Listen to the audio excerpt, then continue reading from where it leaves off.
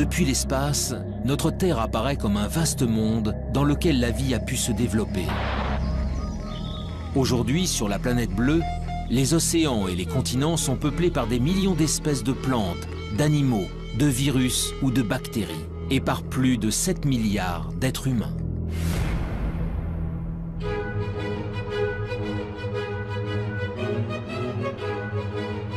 Mais dans l'immensité de l'univers, notre Terre n'est rien d'autre qu'un minuscule confetti. Loin, très loin de nous, se trouvent des milliards de galaxies, d'étoiles et de planètes. Alors, est-il possible que parmi ces mondes inconnus, situés à des années-lumière du nôtre, d'autres êtres vivants aient pu prospérer? La vie sur Terre serait-elle une exception, le fruit d'un hasard unique et singulier?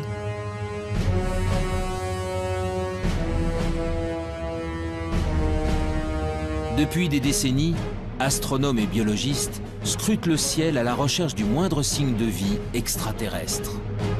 Ils pointent leurs télescopes vers les confins de l'espace pour détecter des planètes sœurs de la Terre où des formes de vie auraient pu se développer.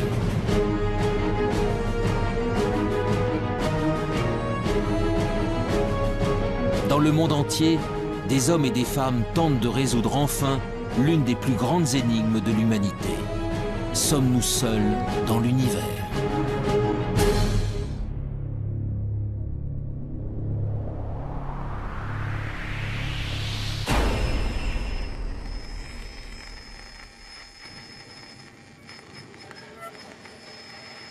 L'existence de la vie ailleurs que sur la Terre alimente depuis longtemps les mythes et les légendes.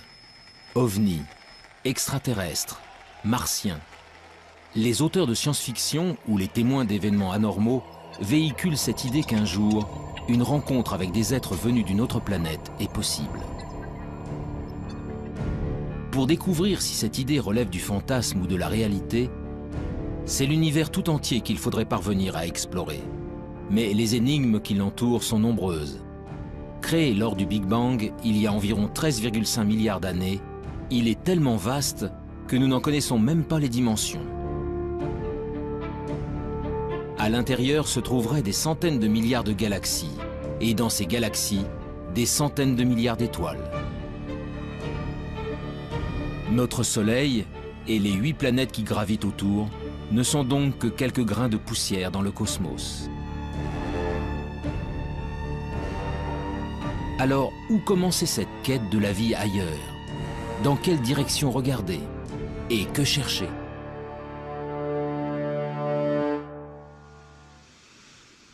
Il y a 50 ans, un ambitieux programme de recherche a tenté le premier de répondre à ces questions. Dans le nord de la Californie, au milieu des montagnes, des dizaines de paraboles pointent leurs antennes vers le ciel. Elles sont le cœur du programme SETI, pour Search for Extraterrestrial Intelligence. Depuis 1960, elles captent 7 jours sur 7 et 24 heures sur 24 les ondes radio en provenance de l'espace. L'objectif, détecter un signal venu d'ailleurs, envoyé par une autre civilisation.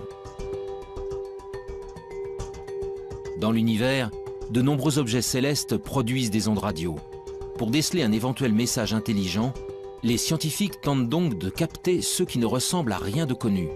Une mission pour le moins ambitieuse, mais dont les chances de succès se révèlent très réduites. Au début, ça a enthousiasmé l'agence spatiale américaine qui a commencé à mettre des télescopes un peu partout. On a Arecibo, puis des champs de télescopes pour essayer de scruter le ciel. Et puis, on s'est aperçu, avec l'augmentation des connaissances, que c'était vraiment un pari comme la loterie. Tout le monde espère gagner, mais il n'y a qu'un gros lot. Là, on ne sait même pas s'il y a un gros lot. Les recherches menées par le programme SETI ont en effet une limite de taille. L'hypothèse de départ est que si elle existe, une civilisation intelligente utiliserait des ondes radio pour communiquer. Or, pour de nombreux scientifiques, cette probabilité est extrêmement faible. Et même si c'était le cas, les chances de percevoir de telles ondes émises à des milliers d'années-lumière de nous sont infimes. l'utilisation des ondes radio pour communiquer est quelque chose qui, sur Terre, a à peine un siècle, qui va peut-être durer encore un petit siècle, quelque chose comme ça. Après, on trouvera d'autres systèmes, ça sera câblé, etc. Donc, on n'émettra pas grand-chose autour de soi. Deuxièmement, la puissance d'émission est limitante, puisque, bon, même si on émet beaucoup sur Terre, la puissance émise et rayonnée autour est infinitésimale. Et elle s'affaiblit par rapport progressivement avec la distance. Ce qui fait que pour capter quelque chose, il faut d'abord qu'il y ait quelque chose qui soit émis. Personne, bien entendu, ne sait. Il faut que ce soit émis assez fort, au bon moment, parce qu'autrement on risque de passer à côté. Et il faut qu'on ait des instruments extrêmement sensibles pour être capable de détecter cette émission. Malgré ses limites, le pari du projet SETI fait aujourd'hui encore l'objet de nombreux espoirs.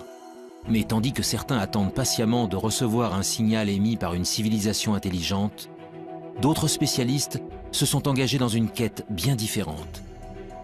Celle de la vie sous toutes ses formes possibles.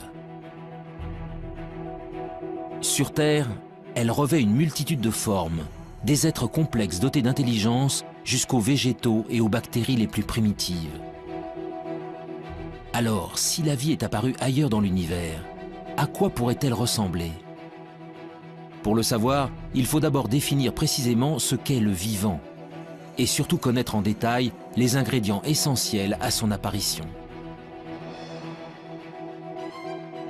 Mais on a beaucoup de mal à définir la vie. Et généralement, on ne sait pas définir de façon extrêmement stricte la vie. Je prends un exemple simple. Un grain de sable, c'est pas vivant, ça, tout le monde est à peu près d'accord pour le dire, comme un gros caillou. Bon. Nous, on est vivants, on est tous à peu près d'accord pour le dire. Un virus, on ne sait pas trop si c'est vivant ou pas. On ne sait pas où mettre la définition. Donc on a un problème de limite. Le principe de base de tout être vivant est sa capacité à se diviser, à croître et à transmettre de l'information à sa descendance pour évoluer. Pour chercher si la vie a pu se développer sur une autre planète, des chercheurs tentent de découvrir comment elle y est parvenue chez nous, sur la Terre. Leur objectif ? Remonter au premier temps de l'histoire de notre planète pour connaître les formes de vie les plus simples qui peuvent exister. Des formes de vie qui pourraient être à l'origine de toutes les autres.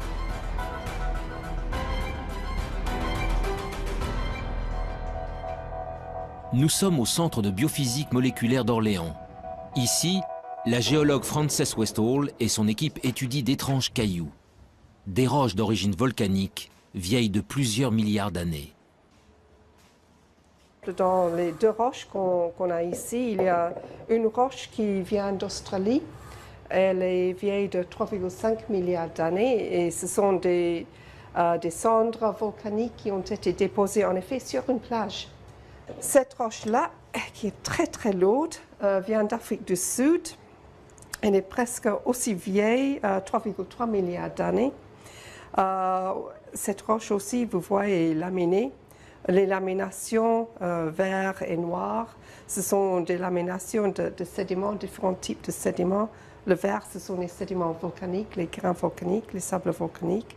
Et le noir, ce sont des concentrations de carbone, souvent liées à des tapis microbiens qui se sont formés à la surface des sédiments.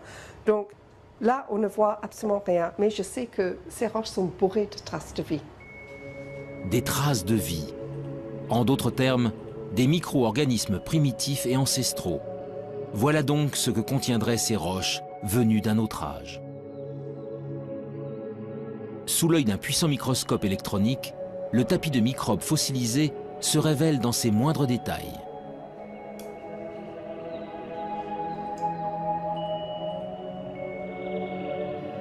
Oui, ici on voit tous les filaments qui ont formé la surface de ce tapis. Tous les filaments sont en orientation, comme ça. Comme si elles ont été entraînées dans un flux d'eau. Il s'est formé sur la plage, dans une petite ruisseau qui sortait d'une source hydrothermale. Et en effet, c'est l'écoulement de ces fluides riches en silice de la source hydrothermale qui a tué le tapis et l'a fossilisé. C'est le plus vieux tapis microbien vraiment bien préservé en 3 dimensions. Il n'existe pas un autre exemplaire au monde pour le moment. Ces bactéries filamenteuses de quelques micromètres de long sont donc les êtres vivants les plus primitifs jamais découverts. Des organismes simples, à partir desquels on peut être évolué les millions d'espèces qui peuplent aujourd'hui la Terre. Ailleurs dans l'univers, c'est aussi à ça que pourrait ressembler la vie. Mais pour espérer la découvrir, il faut répondre à une autre question essentielle. Comment ces microbes sont-ils apparus il y a 3,5 milliards d'années? En d'autres termes, comment, sur Terre, sommes-nous passés de matériaux inertes à des êtres animés d'un souffle de vie? On n'a pas les réponses sur Terre. Et je ne suis pas sûr qu'on puisse la trouver un jour sur Terre. Bien sûr, on la cherche. On cherche surtout à dire, est-ce qu'on a des chances de la trouver? Par des expériences de chimie de laboratoire ou par de la géologie en allant plus loin. Mais là, il y a un trou. Et donc ce trou-là, l'apparition de la vie, le passage de l'inerte au vivant, actuellement, on ne sait pas y répondre. Et c'est tout le thème de la recherche de l'exobiologie et de l'origine de la vie. L'instant décisif où la vie a fait son apparition pour la toute première fois restera longtemps encore un mystère. Mais depuis plusieurs décennies, les biologistes ont malgré tout avancé à pas de géant dans leur compréhension de l'émergence du vivant. Tout a commencé en 1953, avec une expérience inédite réalisée par Stanley Miller, un jeune chimiste de l'Université de Chicago. Stanley Miller a fait une expérience.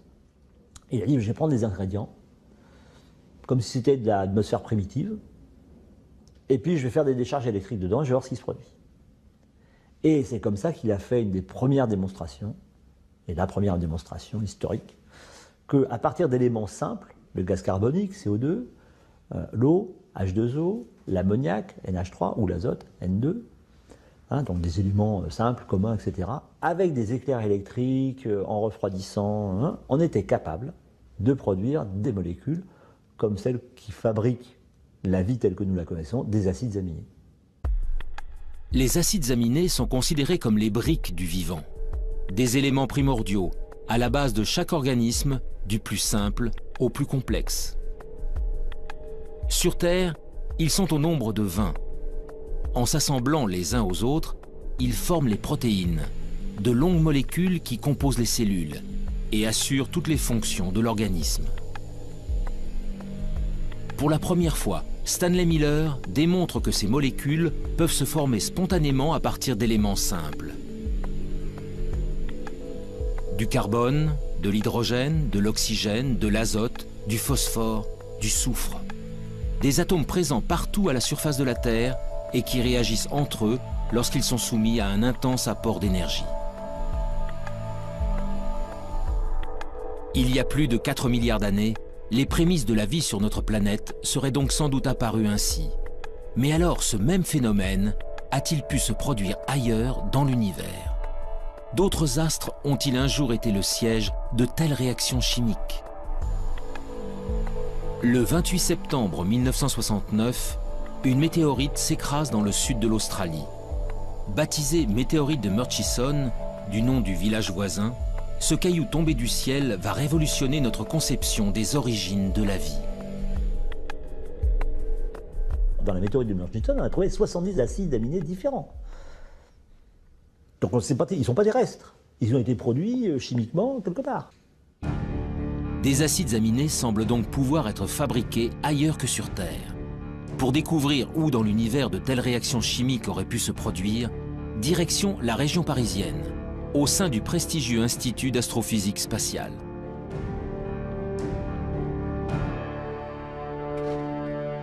Ici, Louis Dandecourt et son équipe s'intéressent depuis de longues années à des corps célestes bien particuliers, les comètes. En ce qui concerne les comètes, eh bien disons, ce sont au moment de la formation des planètes, tout ne s'est pas formé en planètes, il est resté énormément de micro-planètes qui ne se sont pas complètement formées, qui se sont agrégées. Donc tous les grains qui sont des grains souvent de matière minérale, des grains de sable à la limite, se sont recouverts d'eau sous forme de glace, bien entendu, hein, c'est pas de l'eau liquide. Et ces objets, quand ils se rapprochent près du Soleil, la glace fond, elle pousse les poussières qui se sont agglomérées au départ, et c'est ces poussières qui font qu'on voit une très belle queue sur les comètes. Ces agrégats de roches venus du fond des âges, Louis d'Andecourt tente d'en reproduire la structure dans son laboratoire. Son objectif ? Savoir si, au cœur des astres glacés se cachent, comme sur certaines météorites, les briques essentielles à l'apparition de la vie. À l'intérieur de cette petite enceinte sous vide, le chercheur injecte un mélange de gaz identique à ceux présents sur les comètes. De la vapeur d'eau, du méthanol, de l'ammoniac, du monoxyde de carbone. Puis il fait descendre le thermomètre jusqu'à -196 degrés, soit précisément la température régnant dans le vide intersidéral, aux confins de notre système solaire. C'est ainsi qu'il reconstitue artificiellement de la glace cométaire.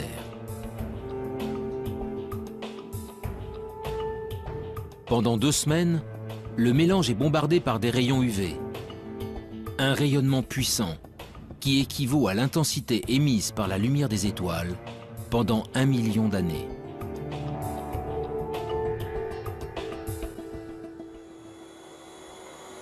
En fait, on est dans la même configuration qu'il y a 2 semaines.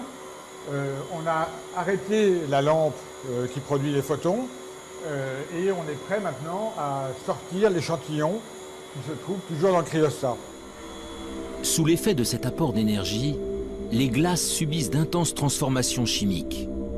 Après analyse, les échantillons révèlent alors la présence d'acides aminés. On a en fait une sorte d'extension de l'expérience de Miller à des systèmes solaires entiers, si vous voulez, d'une certaine manière. Eh bien, c'est quand même un très gros encouragement parce qu'on pourrait généraliser l'expérience de Miller à d'autres systèmes stellaires qu'on observe, en fait. On fait une expérience de Miller qui est valide à l'échelle cosmique. Les acides aminés, les briques fondamentales du vivant, se formeraient donc spontanément au cœur des comètes. Il y a bien longtemps, c'est peut-être même grâce à ces corps célestes que les premiers d'entre eux sont arrivés sur notre planète. Selon certains spécialistes, la vie sur Terre pourrait ainsi avoir une origine extraterrestre, une origine cométaire. Cette découverte est un grand pas dans la recherche de la vie ailleurs, car si les comètes ont pu ensemencer la Terre, elles ont peut-être également apporté des acides aminés sur d'autres planètes. Les premiers ingrédients indispensables à la vie pourraient donc se trouver n'importe où dans l'univers. Mais malgré tout, la présence d'acides aminés n'est pas forcément synonyme de vie. Alors les acides aminés sont encore des molécules un peu simples. Et quand vous prenez les acides aminés et que vous les raboutez bout à bout, si vous en mettez plusieurs centaines, vous commencez à avoir des petites protéines. Donc on peut essayer de comprendre ce qui se passe pour fabriquer des molécules de plus en plus complexes, molécules qui seraient capables de s'auto-reproduire à un moment, ce qu'on appelle de l'autoréplication, et puis finalement de s'auto-organiser et donc de créer par exemple des longues chaînes moléculaires qui sont à la base du vivant. Pour évoluer vers la vie, les briques élémentaires doivent donc s'assembler, s'organiser et acquérir la capacité de se multiplier. Or, de telles réactions ne peuvent se produire que dans des conditions très précises. Les conditions d'apparition de la vie, il faut les ingrédients de base, donc carbone, hydrogène, oxygène, azote, phosphore, soufre, et encore toute une ribambelle de produits dans très petites quantités. Il faut un milieu dans lequel cela puisse se produire. En clair, c'est la chimie dans un milieu liquide, et le milieu liquide naturel, c'est l'eau. Donc il faut qu'il y ait de l'eau. Et pour que ces réactions puissent se produire et s'entretenir, il faut qu'il y ait des sources d'énergie. C'est de la chaleur, des éclairs, qui transmettent de l'énergie à des nouvelles molécules. Ils sont capables donc de générer des nouvelles molécules de plus en plus complexes. De l'eau, de l'énergie, et des ingrédients de base capables de former des molécules complexes comme les acides aminés. Voilà donc les éléments essentiels à l'émergence du vivant. Grâce aux comètes, les acides aminés peuvent potentiellement se trouver sur n'importe quel astre rocheux. Le Soleil et les milliards d'étoiles de l'univers apportent quant à eux de l'énergie en grande quantité à toutes les planètes. L'eau, en revanche, l'eau sous forme liquide, est une ressource extrêmement rare. Partir en quête de la vie extraterrestre revient donc à chercher les endroits où de l'eau pourrait exister. Des endroits que les scientifiques ont baptisés les zones d'habitabilité.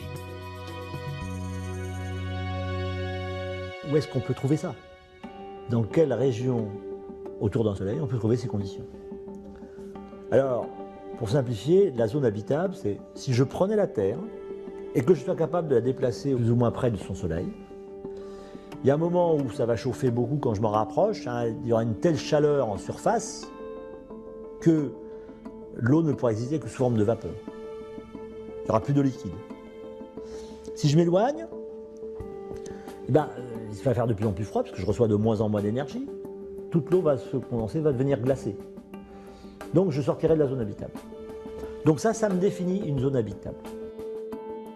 Pour que de l'eau liquide subsiste à la surface d'une planète, celle-ci doit donc se trouver à la bonne distance de son étoile, ni trop loin, ni trop près. Dans notre système solaire, seule la Terre se trouve au cœur de la zone d'habitabilité. Mais pour de nombreux spécialistes, l'une de nos voisines pourrait, elle aussi, avoir abrité de l'eau dans le passé. Il s'agit de la planète Mars.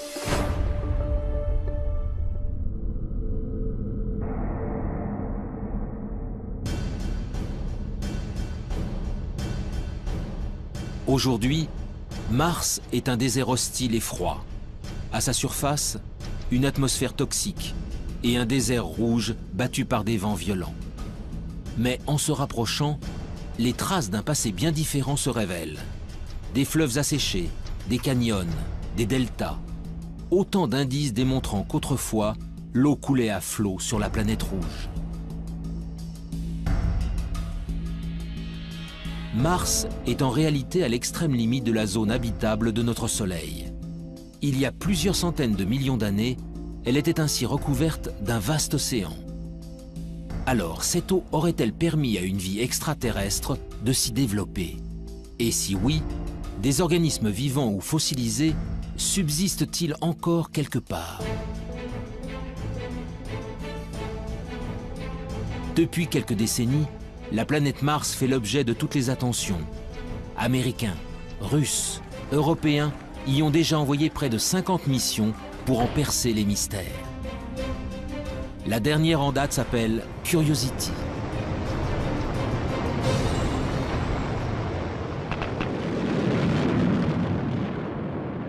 Curiosity, donc c'est un véhicule important, 900 kg, une bonne quinzaine d'instruments dessus pour faire des observations, des analyses, des mesures de climat, etc. Donc c'est un engin extrêmement complexe.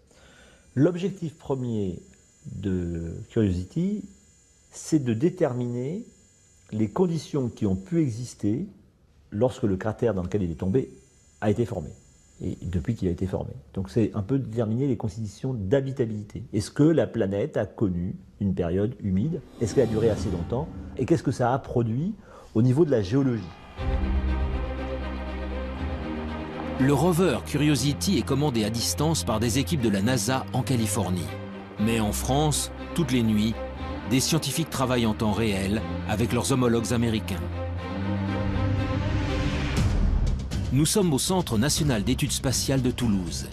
Éric Lorigny est le responsable du FIMOC, le French Instrument Mars Operation Center. Dans la salle de contrôle, vaste cœur opérationnel, il dirige avec son équipe le fonctionnement de 2 instruments embarqués sur Curiosity. Leurs noms, SAM et KEMCAM.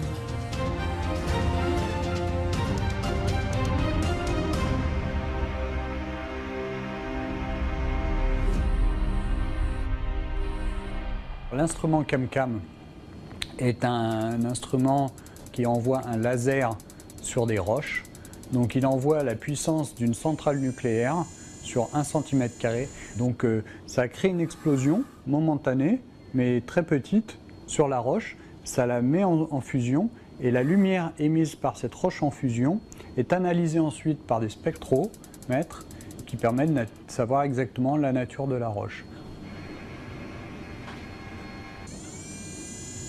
L'instrument SAM, il analyse, donc il récupère des échantillons et il peut analyser soit de l'atmosphère, soit des échantillons solides et après déterminer là très finement la nature exacte de ce qu'il y a à l'intérieur de ces roches ou de cette atmosphère.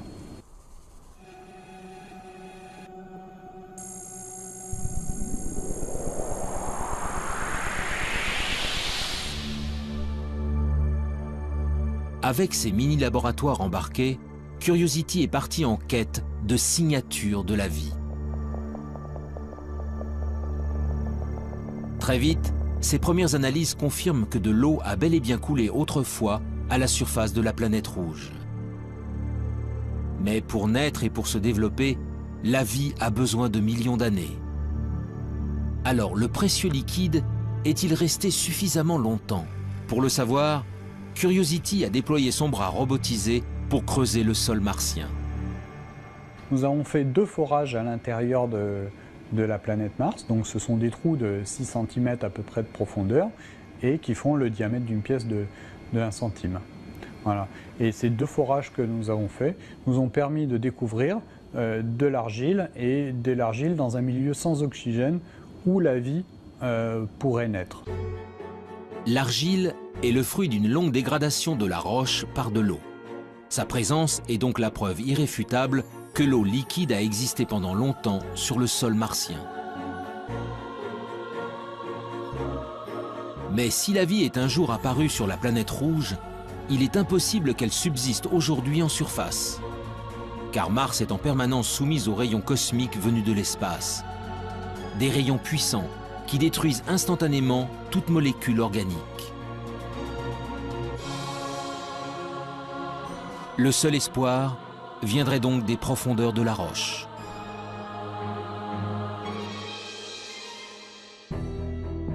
Le 8 février 2013, à quelques centimètres sous la surface, Curiosity a mis en évidence la présence d'un monde plus hospitalier. Des roches gris-vert, non oxydées, bien à l'abri des rayonnements nocifs. Pour l'heure, le rover n'y a décelé aucune trace de vie, ni même d'acides aminés. Mais ces premiers indices ont encouragé les scientifiques à poursuivre leur quête. Bientôt, un nouveau robot encore plus performant prendra la relève de Curiosity. Son nom, ExoMars. Développé par l'Agence spatiale européenne, son lancement en direction de Mars est prévu pour 2018. Mais cela fait déjà 10 ans que les chercheurs du Centre d'études spatiales de Toulouse travaillent à la fabrication de ce rover à la pointe de la technologie. Le planétologue Pierre-William Bousquet est à la tête des opérations. On considère que la vie, si elle existe encore dans le sous-sol, doit être au moins enfouie à 1 mètre, 1 mètre 50. Donc Curiosity, sa foreuse ne permet pas d'aller aussi profondément. Et de ce point de vue-là, il faudra attendre la mission ExoMars, qui est équipée d'une foreuse qui sera capable de creuser jusqu'à 2 mètres de profondeur pour trouver des formes de vie fossiles qui seraient mieux conservées et éventuellement trouver des formes de vie au présent s'il en existe encore. Cette foreuse permettra à ExoMars d'effectuer des prélèvements réguliers à une profondeur jamais atteinte. Grâce à une batterie d'instruments embarqués, il analysera ensuite les échantillons, en quête du moindre indice de vie actuelle ou fossilisée. En attendant que la planète rouge ne livre tous ses secrets, la recherche de la vie extraterrestre continue ailleurs dans le système solaire.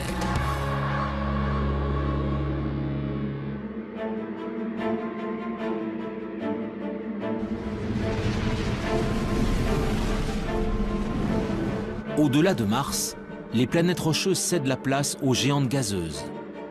À plus de 800 millions de kilomètres de la Terre, Jupiter et Saturne sont les planètes les plus imposantes du système solaire. composés principalement d'hélium et d'hydrogène, leur surface n'est autre qu'un vaste océan de gaz. Autour d'elle gravitent de très nombreux satellites naturels, des astres rocheux qui attirent l'attention des exobiologistes depuis de longues années. Nous sommes au laboratoire de planétologie et géodynamique de Nantes. Ici, depuis plus de 10 ans, le planétologue Olivier Grasset et son équipe tentent de percer les secrets des satellites des géantes gazeuses.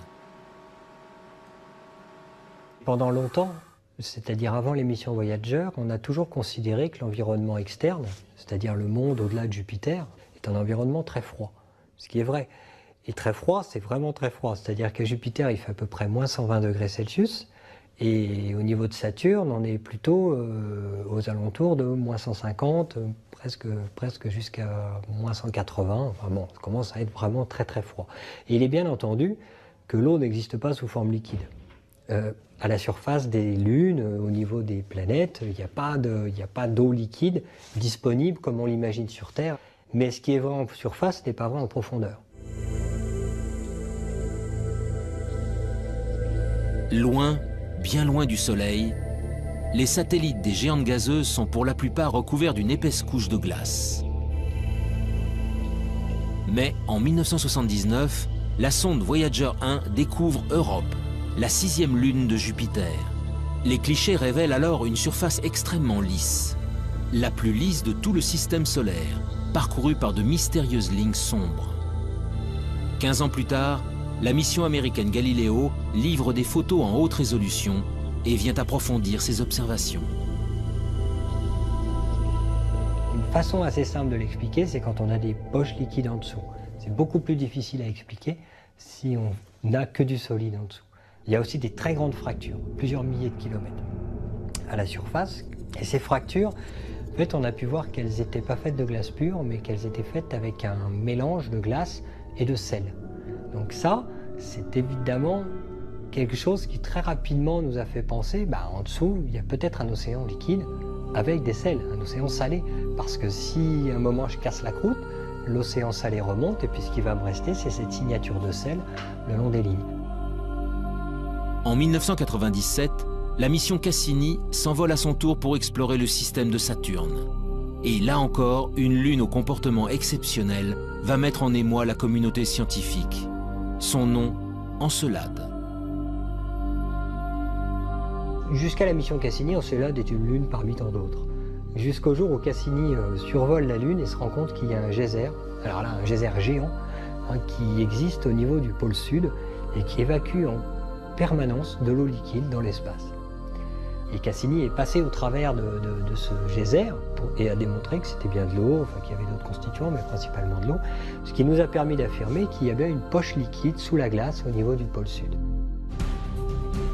Encelade, tout comme Europe, mais aussi d'autres lunes appelées Callisto et Ganymède, posséderaient donc de profonds océans.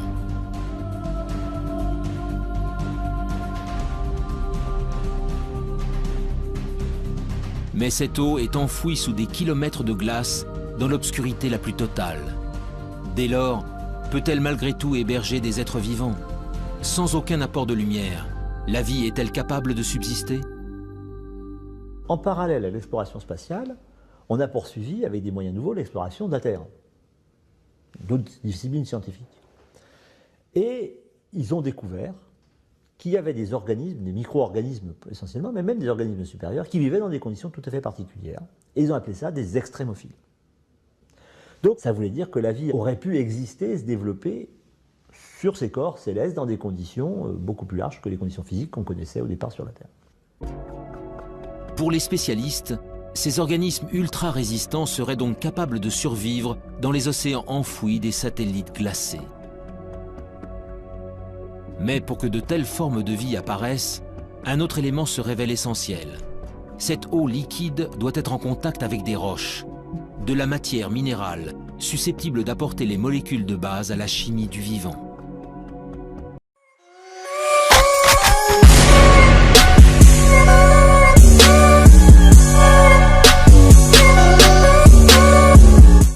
Une Une nouvelle question s'est alors posée aux scientifiques. Ces océans profonds reposent-ils bel et bien sur un fond rocheux? Après de nombreux calculs, la réponse est apparue. Pour Ganymède et Callisto, cela est impossible. En fait, ces lunes sont vraiment très grosses. Et l'hydrosphère, c'est-à-dire la glace plus l'eau liquide, c'est jusqu'à 700 km d'épaisseur avant de trouver les roches. Et donc en fait, les océans dont on parle, qui sont sous la glace, ne sont pas sous toute la glace, ils sont juste sous la glace de surface. Mais ils ne sont pas non plus en contact avec les roches. Ils sont perchés, ils sont en sandwich en fait, entre de la glace au-dessus et de la glace en dessous. Europe et Encelade, en revanche, sont des astres beaucoup plus petits. Leurs caractéristiques se révèlent ainsi beaucoup plus intéressantes. Quand je m'enfonce, je vais traverser de l'eau sur 100 km à peu près. Puis je vais trouver des roches sur, on ne sait pas exactement, mais 800 km, 900 km. Alors ces 100 km d'eau sont en fait séparés en deux entités. Il y a la croûte de glace, parce qu'il fait extrêmement froid en surface, donc forcément il y a de la glace. Et puis, quelques kilomètres en dessous, ou quelques dizaines de kilomètres en dessous, on va trouver de l'eau liquide. Cette eau liquide, elle, va être en contact avec les roches. Sur Europe et Encelade, tous les ingrédients semblent réunis pour que la vie puisse se développer. Alors, allons-nous un jour découvrir des êtres vivants dans les entrailles de ces lunes gelées? Des micro-organismes identiques à ceux présents sur Terre, au fin fond des océans?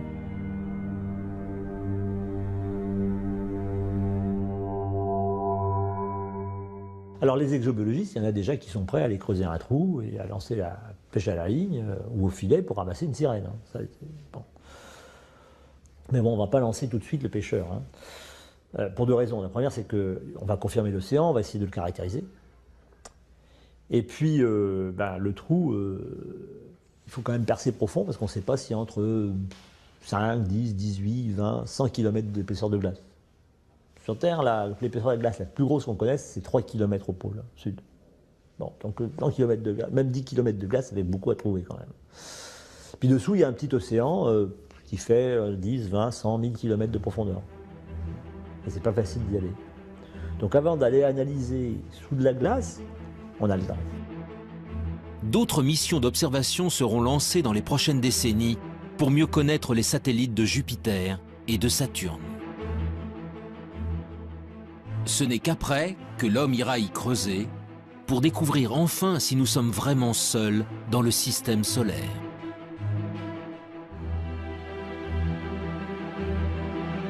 Mais la quête de la vie ailleurs ne s'arrête pas aux astres tournant autour du Soleil. Bien au-delà de Pluton, à des années-lumière de la Terre, il existe des milliards d'autres soleils, entourés de milliards de planètes. Parmi elles, il existe peut-être une sœur jumelle de la Terre, une planète rocheuse située exactement à la bonne distance de son étoile. Un monde habitable où des êtres vivants pourraient prospérer. Mais comment le savoir? Par quels moyens peut-on détecter des astres aussi lointains? Ce que l'on appelle des exoplanètes. Les exoplanètes, on ne va pas aller les visiter. Elles sont à peu près la plus proche des exoplanètes, elle est au moins à 4 ou 5 années-lumière. Donc avec les systèmes actuels, pour y aller, c'est entre 500 et 5000 ans. Bon. Donc au-delà, même ça, c'est pas envisageable. Une mission en 400 ans, c'est pas prévoir actuellement. Dans les budgets, c'est pas prévu. Donc on n'arrive pas à le faire. Donc on ne pourra que les observer.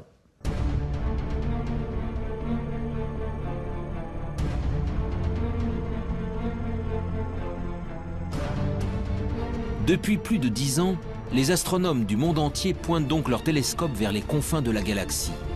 La traque des exoplanètes est aujourd'hui l'un des domaines majeurs de l'exobiologie.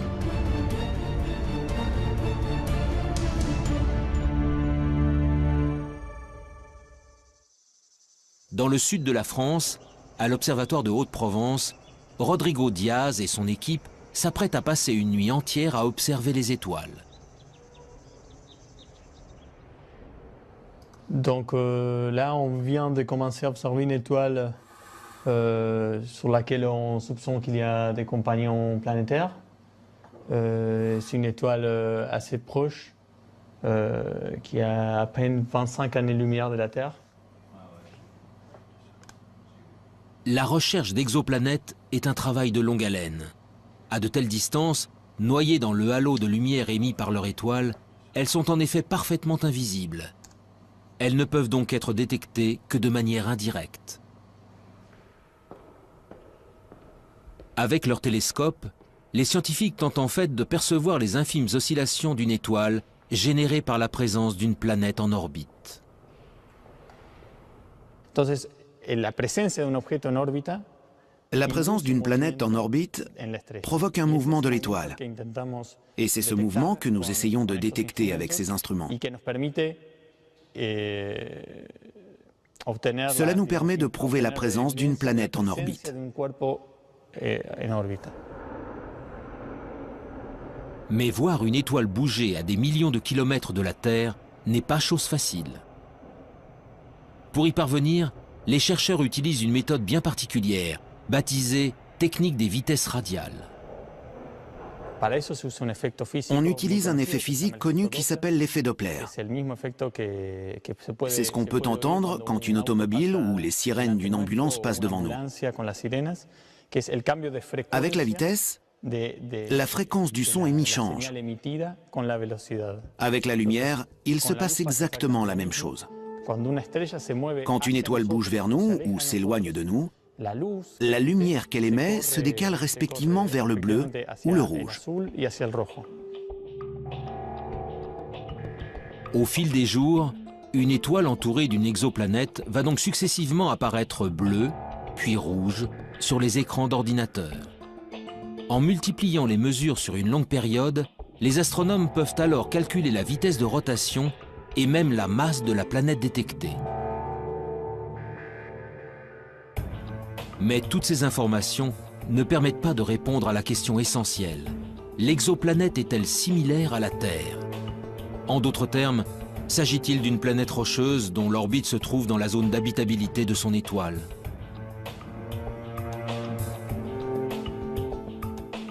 Pour le savoir, il faut recourir à une autre méthode d'observation et s'extraire de l'atmosphère terrestre qui trouble la vision. En 2006, l'Agence spatiale européenne a ainsi lancé un nouveau satellite, son nom COROT. Quelques années plus tard, il fut suivi par un autre appareil mis au point par la NASA et baptisé Kepler. Ces deux engins à la pointe de la technologie sont de véritables chasseurs d'exoplanètes. Les yeux rivés vers l'espace, ils scrutent simultanément des dizaines de milliers d'étoiles. Leur objectif, détecter la survenue de mini-éclipses. Des éclipses causées par le passage d'une planète juste devant son étoile, que les scientifiques appellent des transits.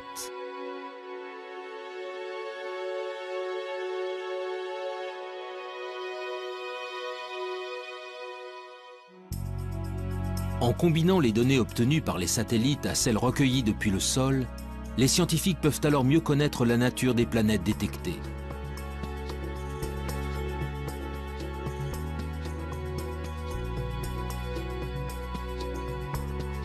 Et après seulement 20 années de recherche à l'échelle internationale, la moisson se révèle spectaculaire.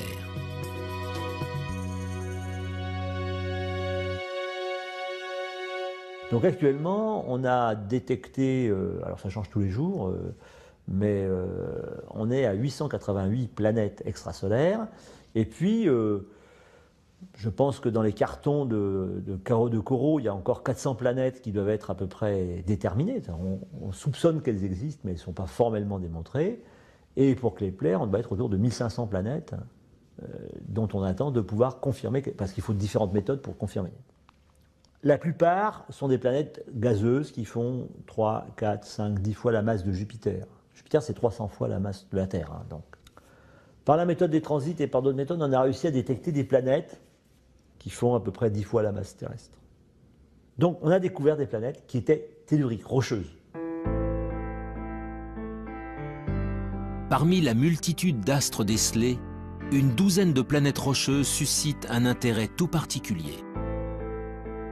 Gliese 581G, Kepler 62e, HD 40307G. Derrière ces noms presque imprononçables se cachent des planètes situées selon toute vraisemblance au cœur de la zone d'habitabilité de leur étoile. Aux confins de la galaxie, ces cousines de la Terre possèdent donc peut-être une atmosphère, un océan d'eau liquide et tous les ingrédients nécessaires à la vie.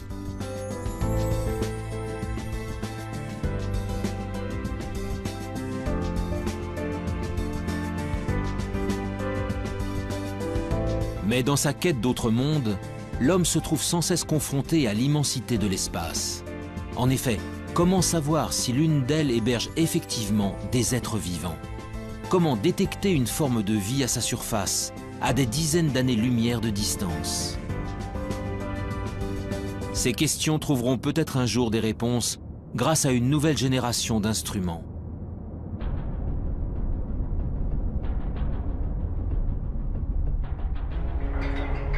Depuis plusieurs années, l'Agence spatiale européenne s'est lancée dans la construction d'un télescope hors du commun. Son nom, l'EELT, pour European Extremely Large Telescope.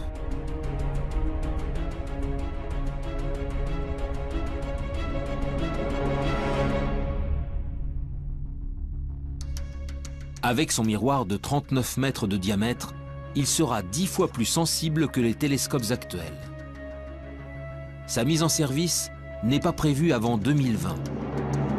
En attendant, les scientifiques européens s'activent pour construire et assembler chacun des 800 segments qui composeront le gigantesque miroir.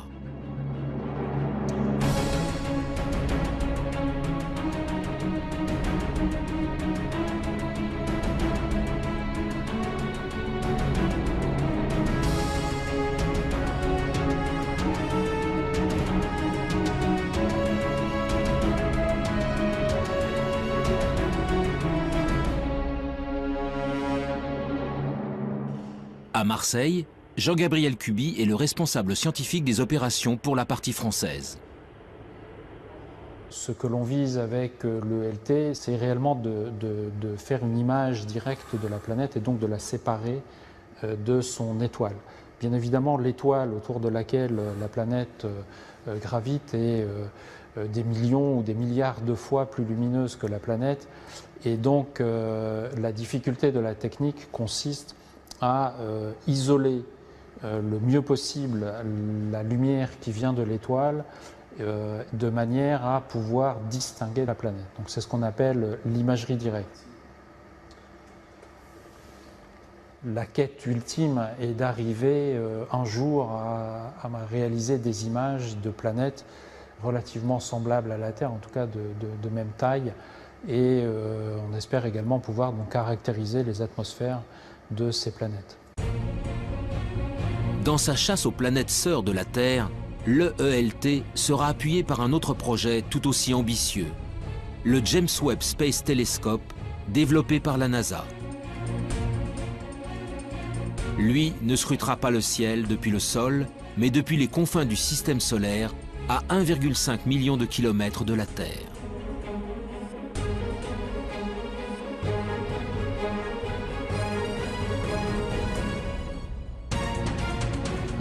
Son lancement n'aura pas lieu avant 2018. Mais déjà, les spécialistes s'enthousiasment devant le pouvoir offert par ce géant du ciel.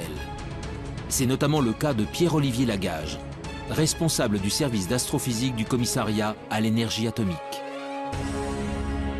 Grâce à un grand télescope, on peut aller voir ce qui se passe vraiment tout près d'étoiles dans son proche environnement, notamment regarder leur atmosphère, voir quelle est la composition chimique. On pourra même voir s'il y a des vents dans ces atmosphères d'exoplanètes. Alors évidemment, on commencera par les plus grosses, les géantes, plus faciles à observer, mais aussi on essaiera d'observer les atmosphères de super-Terre, et si jamais on a de la chance, eh bien, on cherchera des signatures biologiques dans ces atmosphères, type ozone, oxygène. Les signatures biologiques sont des gaz ne pouvant être produits que par des êtres vivants. L'ozone et l'oxygène, par exemple, appartiennent à cette catégorie.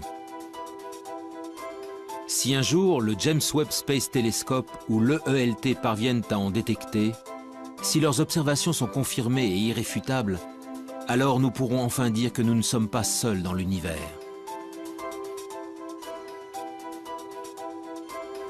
Mon intime conviction est que la vie, il n'y a pas de raison qu'elle n'existe pas ou qu'elle n'ait pas existé ailleurs. Les mêmes ingrédients existent partout, on trouve des acides aminés, des molécules dans les nuages interstellaires partout, etc. Donc il n'y a pas de raison, il y a des planètes dans tous les coins de la galaxie, il y a des milliards de galaxies, il n'y a pas de raison qu'elle n'existe pas quelque part. Je crois qu'il y a beaucoup de possibilités et qu'une réponse au moins préliminaire à cette question, à la question de savoir si nous sommes seuls dans l'univers, peut être donnée dans un temps relativement court, c'est-à-dire 20 ou 30 ans. Des problèmes majeurs sur lesquels on va tomber dans les 20 prochaines années. Après, la science évoluera d'elle-même, je veux dire. Mais c'est quand même la possibilité de reconnaître de la vie. Et ça, c'est vraiment très difficile parce que rien ne dit qu'on soit capable de reconnaître une vie qui soit trop différente de la nôtre. Après, bon, si on trouve des êtres communicants, ça sera une autre histoire, évidemment. Mais je ne pense pas qu'on les trouvera, ceux-là. Si on les trouve, c'est qu'ils seront venus à nous. Ils seraient venus à nous. Après des décennies de recherche, la quête de la vie ailleurs est encore loin d'être terminée. Animés par leurs convictions sans faille, les scientifiques continuent de scruter le ciel, encore et encore. Un jour, quelque part dans l'immensité de l'espace, d'autres êtres vivants seront peut-être enfin découverts. Si cela arrive, la Terre, notre Terre, ne serait alors plus un joyau solitaire, mais une planète parmi d'autres abritant la vie dans l'univers.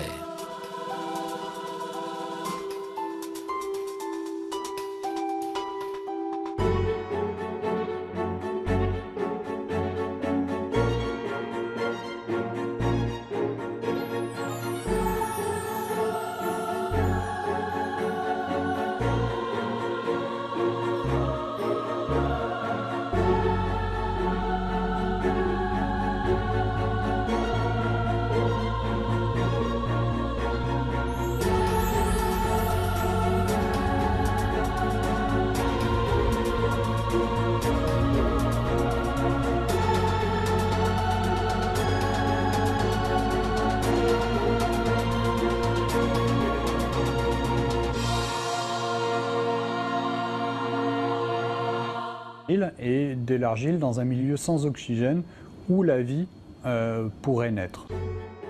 L'argile est le fruit d'une longue dégradation de la roche par de l'eau. Sa présence est donc la preuve irréfutable que l'eau liquide a existé pendant longtemps sur le sol martien. Mais si la vie est un jour apparue sur la planète rouge, il est impossible qu'elle subsiste aujourd'hui en surface. Car Mars est en permanence soumise aux rayons cosmiques venus de l'espace. Des rayons puissants qui détruisent instantanément toute molécule organique. Le seul espoir viendrait donc des profondeurs de la roche.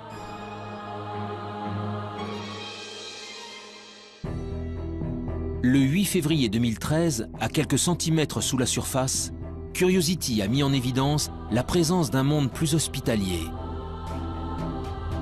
Des roches gris-vert, non oxydées, bien à l'abri des rayonnements nocifs.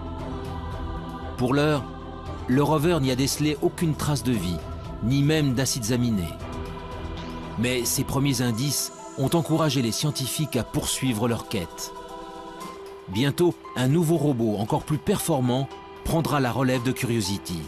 Son nom, ExoMars. Chimique aurait pu se produire, direction la région parisienne, au sein du prestigieux Institut d'astrophysique spatiale.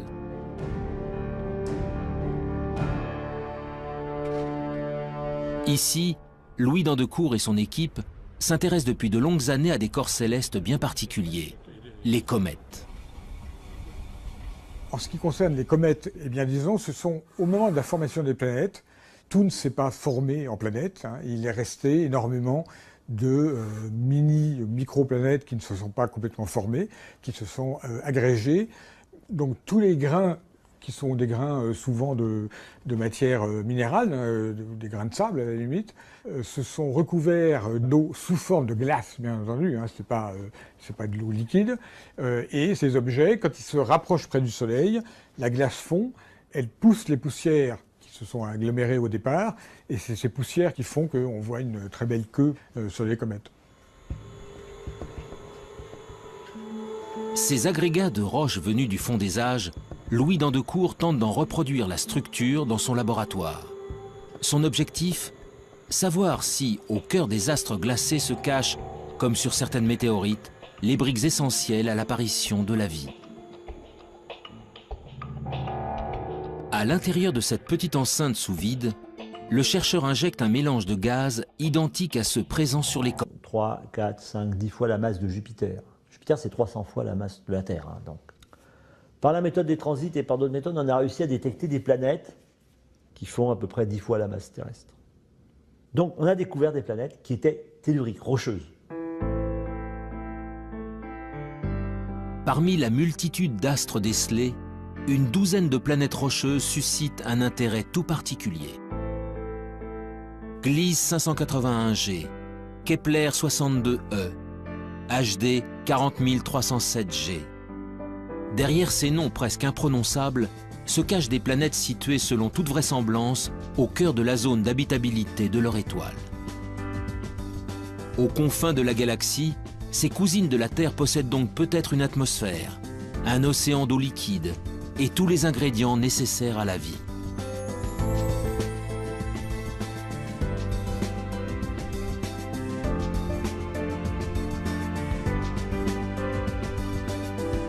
Mais dans sa quête d'autres mondes, l'homme se trouve sans cesse confronté à l'immensité de l'espace. En effet, comment savoir si l'une d'elles héberge effectivement des êtres vivants? Comment détecter une forme de vie à sa surface, à des dizaines d'années-lumière de distance? Ces questions trouveront peut-être un jour des réponses grâce à une nouvelle génération d'instruments. Alors, allons-nous un jour découvrir des êtres vivants dans les entrailles de ces lunes gelées? Des micro-organismes identiques à ceux présents sur Terre, au fin fond des océans?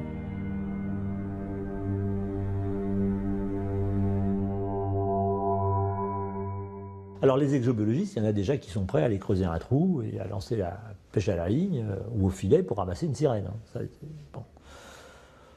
Mais bon, on ne va pas lancer tout de suite le pêcheur. Hein. Pour deux raisons. La première, c'est qu'on va confirmer l'océan, on va essayer de le caractériser. Et puis, le trou, il faut quand même percer profond parce qu'on ne sait pas s'il y a entre 5, 10, 18, 20, 100 km d'épaisseur de glace. Sur Terre, l'épaisseur de glace la plus grosse qu'on connaisse, c'est 3 km au pôle sud. Bon, donc 100 km de glace, même 10 km de glace, ça fait beaucoup à trouver quand même. Puis dessous, il y a un petit océan qui fait 10, 20, 100, 1000 km de profondeur. Et c'est pas facile d'y aller.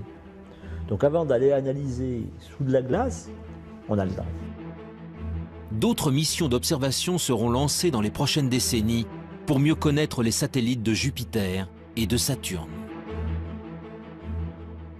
Ce n'est qu'après que l'homme ira y creuser pour découvrir enfin si nous sommes vraiment seuls dans le système solaire. Alors, est-il possible que parmi ces mondes inconnus, situés à des années-lumière du nôtre, d'autres êtres vivants aient pu prospérer? La vie sur Terre serait-elle une exception, le fruit d'un hasard unique et singulier?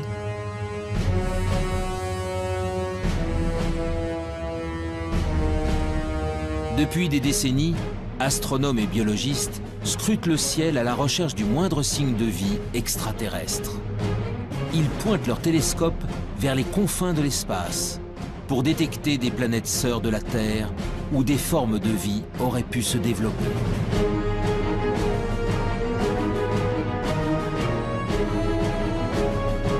Dans le monde entier, des hommes et des femmes tentent de résoudre enfin l'une des plus grandes énigmes de l'humanité. Sommes-nous seuls dans l'univers ?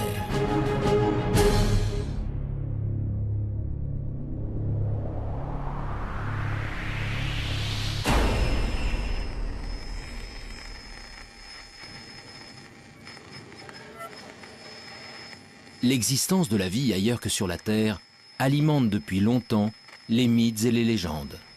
OVNI, extraterrestres, martiens. Les auteurs de science-fiction ou les témoins d'événements anormaux véhiculent cette idée qu'un jour, une rencontre avec des êtres venus d'une autre planète est possible. NH3 ou l'azote, N2, donc des éléments simples, communs, etc., avec des éclairs électriques, en refroidissant, on était capable de produire des molécules comme celles qui fabriquent la vie telle que nous la connaissons, des acides aminés. Les acides aminés sont considérés comme les briques du vivant, des éléments primordiaux à la base de chaque organisme, du plus simple au plus complexe. Sur Terre, ils sont au nombre de 20. En s'assemblant les uns aux autres, ils forment les protéines, de longues molécules qui composent les cellules et assurent toutes les fonctions de l'organisme. Pour la première fois, Stanley Miller démontre que ces molécules peuvent se former spontanément à partir d'éléments simples. Du carbone, de l'hydrogène, de l'oxygène, de l'azote, du phosphore, du soufre. Des atomes présents partout à la surface de la Terre et qui réagissent entre eux lorsqu'ils sont soumis à un intense apport d'énergie. Il y a plus de 4 milliards d'années, les prémices de la vie sur notre planète seraient donc sans doute apparues ainsi.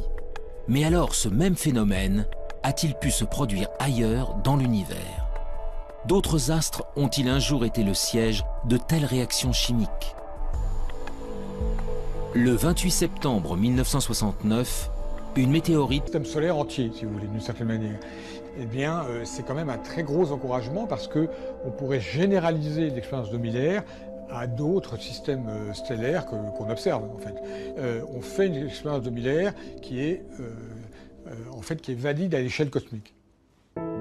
Les acides aminés, les briques fondamentales du vivant, se formeraient donc spontanément au cœur des comètes.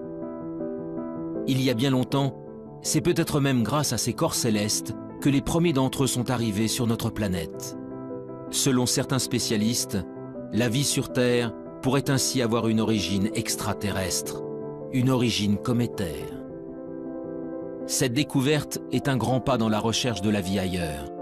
Car si les comètes ont pu ensemencer la Terre, elles ont peut-être également apporté des acides aminés sur d'autres planètes. Les premiers ingrédients indispensables à la vie pourraient donc se trouver n'importe où dans l'univers. Mais malgré tout, la présence d'acides aminés n'est pas forcément synonyme de vie. Alors les acides aminés sont encore des molécules un peu simples. Et quand vous prenez les acides aminés et que vous les raboutez bout à bout, si vous en mettez plusieurs centaines, vous commencez à avoir des petites protéines. Donc on peut essayer de comprendre ce qui se passe pour fabriquer des molécules de plus en plus complexes, molécules qui seraient capables de s'auto-reproduire à un moment. Avec ces mini-laboratoires embarqués, Curiosity est parti en quête de signatures de la vie. Très vite, ses premières analyses confirment que de l'eau a bel et bien coulé autrefois à la surface de la planète rouge. Mais pour naître et pour se développer, la vie a besoin de millions d'années.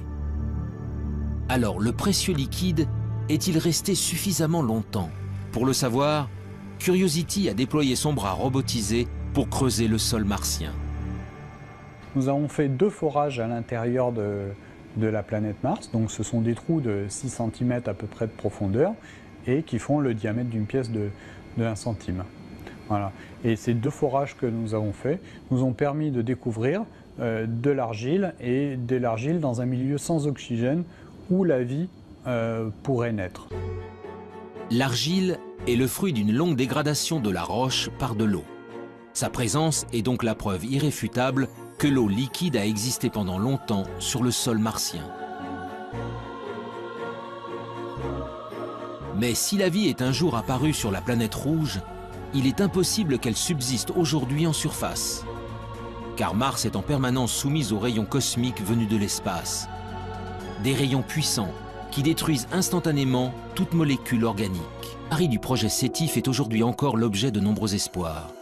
Mais tandis que certains attendent patiemment de recevoir un signal émis par une civilisation intelligente, d'autres spécialistes se sont engagés dans une quête bien différente.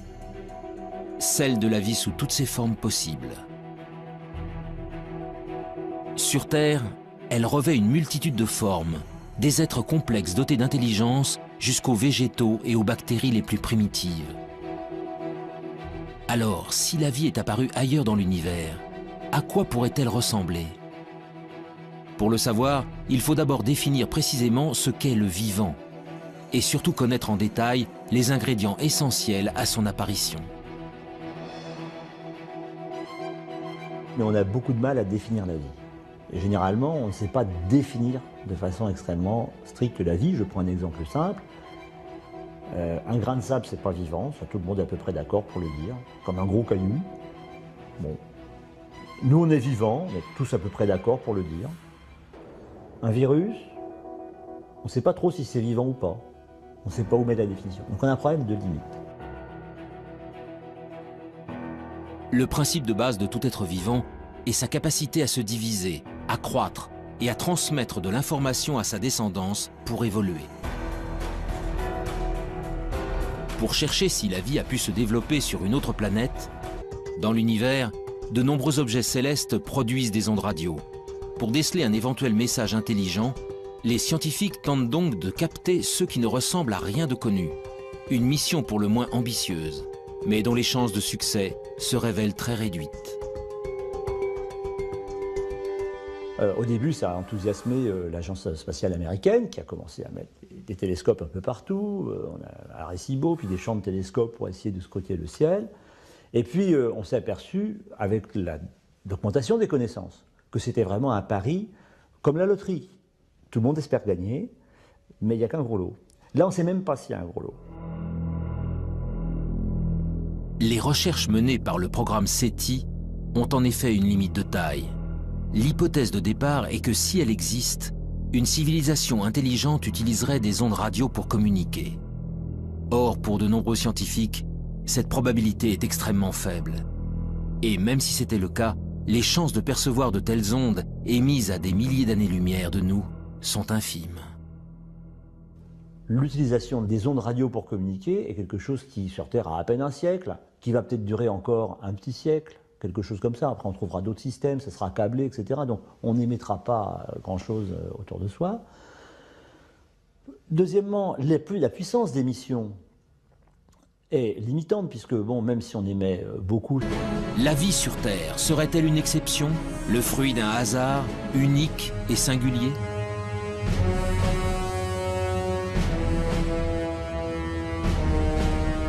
Depuis des décennies, astronomes et biologistes scrutent le ciel à la recherche du moindre signe de vie extraterrestre. Ils pointent leurs télescopes vers les confins de l'espace pour détecter des planètes sœurs de la Terre où des formes de vie auraient pu se développer.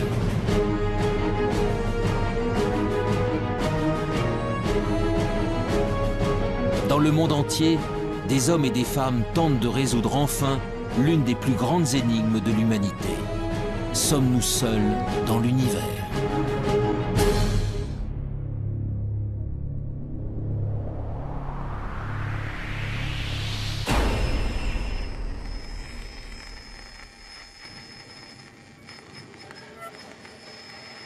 L'existence de la vie ailleurs que sur la Terre alimente depuis longtemps les mythes et les légendes.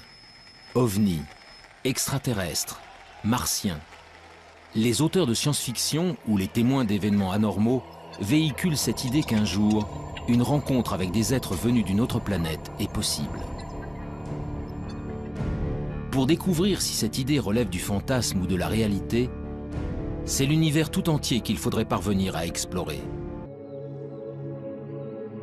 Sous l'œil d'un puissant microscope électronique, le tapis de microbes fossilisés se révèle dans ses moindres détails.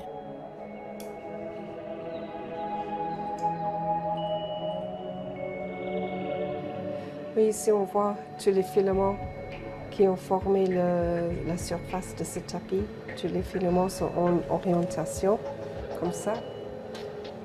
Comme si elles ont été entraînées dans un flux d'eau. Il s'est formé sur la plage, dans une petite ruisseau qui sortait d'une source hydrothermale. Et en effet, c'est l'écoulement de ces fluides riches en silice de la source hydrothermale qui a tué le tapis et l'a fossilisé. C'est le plus vieux tapis microbien vraiment bien préservé en 3 dimensions. Il n'existe pas un autre exemplaire au monde pour le moment. Ces bactéries filamenteuses de quelques micromètres de long sont donc les êtres vivants les plus primitifs jamais découverts. Des organismes simples, à partir desquels ont peut-être évolué les millions d'espèces qui peuplent aujourd'hui la Terre. Ailleurs dans l'univers, c'est aussi à ça que pourrait ressembler la vie. Mais pour espérer la découvrir, puis le sol, les scientifiques peuvent alors mieux connaître la nature des planètes détectées.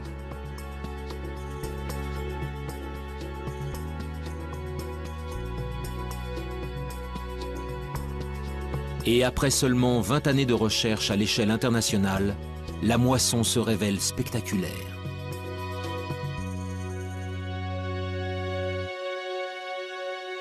Donc actuellement, on a détecté, alors ça change tous les jours, mais on est à 888 planètes extrasolaires. Et puis, je pense que dans les cartons de Corot, il y a encore 400 planètes qui doivent être à peu près déterminées. On soupçonne qu'elles existent, mais elles ne sont pas formellement démontrées. Et pour Kepler, on doit être autour de 1500 planètes dont on attend de pouvoir confirmer, parce qu'il faut différentes méthodes pour confirmer. La plupart sont des planètes gazeuses qui font 3, 4, 5, 10 fois la masse de Jupiter. Jupiter, c'est 300 fois la masse de la Terre. Hein, donc. Par la méthode des transits et par d'autres méthodes, on a réussi à détecter des planètes qui font à peu près 10 fois la masse terrestre. Donc on a découvert des planètes qui étaient telluriques, rocheuses. Parmi la multitude d'astres décelés, une douzaine de planètes rocheuses suscitent un intérêt tout particulier.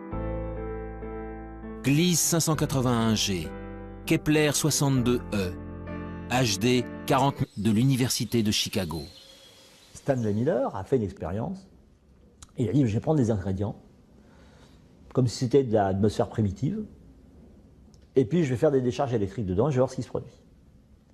Et c'est comme ça qu'il a fait une des premières démonstrations, et la première démonstration historique, qu'à partir d'éléments simples, le gaz carbonique, CO2, l'eau, H2O, l'ammoniac, NH3, ou l'azote, N2, hein, donc des éléments simples, communs, etc., avec des éclairs électriques, en refroidissant, hein, on était capable de produire des molécules comme celles qui fabriquent la vie telle que nous la connaissons, des acides aminés. Les acides aminés sont considérés comme les briques du vivant, des éléments primordiaux, à la base de chaque organisme, du plus simple au plus complexe.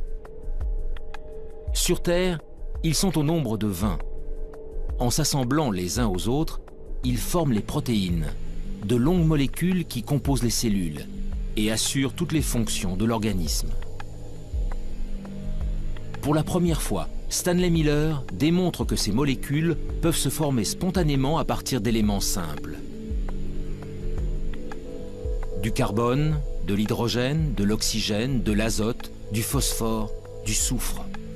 Des atomes présents partout à la surface de la Terre et qui réagissent entre eux lorsqu'ils sont soumis à un intense